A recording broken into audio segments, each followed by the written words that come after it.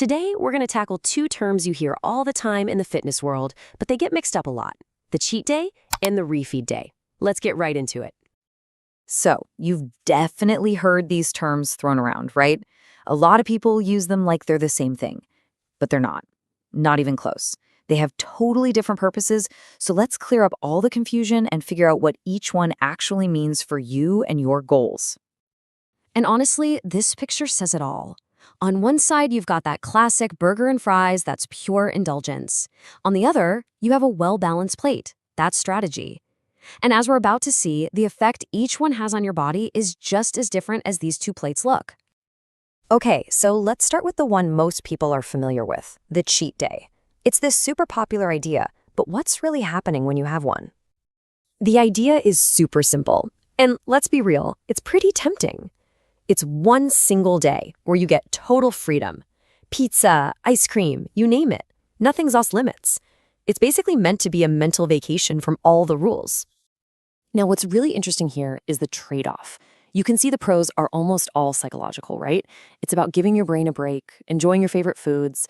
But then you look at the cons, and those are all physical. We're talking blood sugar spikes that can make you feel super sluggish. And yeah, there's a real risk you could actually set back a whole week of hard work.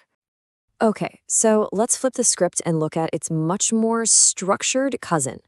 A refeed day isn't about breaking the rules. It's about using nutrition strategically to your advantage. So you can see right away, this is a whole different ballgame. A refeed is a calculated move, not a free-for-all. The goal is super specific. You're strategically increasing your carb intake to refuel your body and kickstart your metabolism, especially after you've been in a calorie deficit for a while. And this is the most important part. Every single choice is intentional. It's not about grabbing junk food. It's about focusing on good, complex carbs, like sweet potatoes or oatmeal. Protein is still a priority too. This isn't a break from your plan. This is the plan. It's a tool that serious athletes use all the time to optimize their performance. And when you put them side by side like this, the difference is just crystal clear. A cheat day is all about the mental break. The food choices are wide open and there's no real structure. A refeed day, that's all about boosting your performance with very specific food choices and a solid plan. Worlds apart. So what's actually going on inside your body on a refeed day that makes it work so well? Let's dive into the science a little bit. This is where it gets really cool. A refeed systematically helps your body. It fights against that metabolic slowdown that happens when you diet. It refills your muscles with glycogen so you can have awesome workouts. It even helps get your key hunger hormones like leptin and ghrelin back in balance. Plus, it helps with muscle recovery and, you know what? It still gives you that psychological break, just in a much more controlled and beneficial way. And the timing is just as strategic as the food. This isn't something you do on a whim. For most people who are training hard or in a fat loss phase, a refeed day is usually planned for once every 1 to 2 weeks. It's all about keeping your body's engine running smoothly so you don't stall out.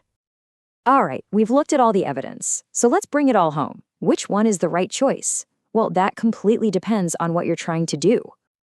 Here's the simplest way to think about it. A cheat day is a psychological tool. It's for your head. It's a mental break. A refeed day, on the other hand, is a physiological tool. It's for your body. It's designed to optimize how you feel and perform. And this quote just nails it. The best approach probably isn't about being super rigid and picking only one.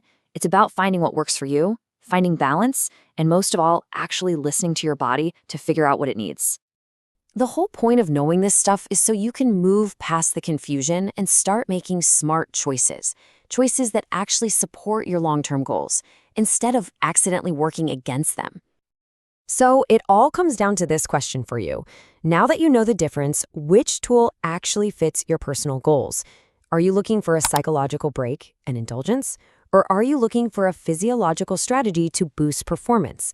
The right tool always depends on the job.